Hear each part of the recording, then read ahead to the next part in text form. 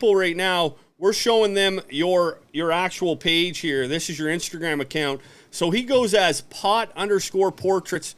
Listen, Sebastian, man, you're killing it, buddy. Run us through what this page means to you and kind of how long you've been doing this over on Instagram. Instagram was quite interesting because I was a photographer a long time before I started to shoot plants. So I was working as an architecture and landscape photographer. So I was shooting houses and I was shooting landscapes, selling images, licensing images. And then, of course, when you grow plants and you have all the equipment to shoot them, you obviously have a passion for the plant. You're going to take pictures of it, you know.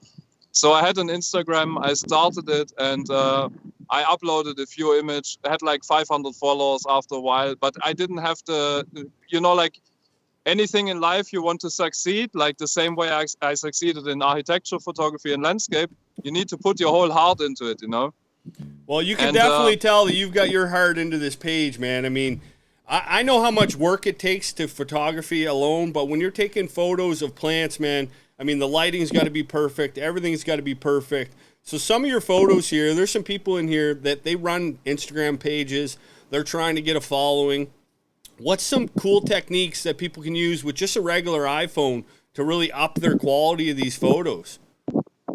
I think for cannabis photography, it's like in photography in general, it actually doesn't matter if it's cannabis photography or whatever. The most important part is the lighting. If the lighting is not right, your pictures will not look right. And also the product you're shooting has to look good, you know? Like you cannot shoot a flower that doesn't look happy or doesn't look nice. You can have perfect light, you can have the best camera in the world, you know, like you can have everything. But if your product is not right, it's not a good picture, you know? 100%. For example, in landscape photography, if you shoot a mountain during the day and you got a blue sky, well, that's great. But if you have like a dramatic sunset with clouds and red skies and all of that, the conditions have to be right always in photography. And it's the same, it's basically exactly the same with cannabis photography. For people that only want to use their phone and they say like, I don't have the money for equipment and stuff, it's better to put your money into lighting equipment. You can start with an LED ring light. That's the most basic and cheapest equipment you can get. You can get into cheap flashes. There are many brands out there, cheap remote controlled flashes. You can use stuff like that.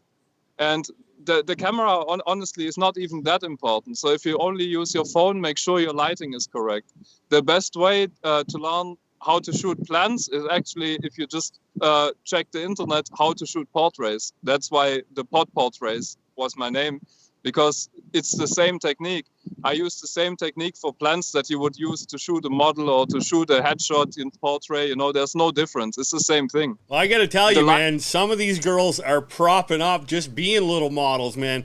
I'm running through your page, and I got to tell you, like, I love these shots, man. Something I love about your style is just the dark and gloominess of it. It really makes that flower pop, man. I'm showing them a picture right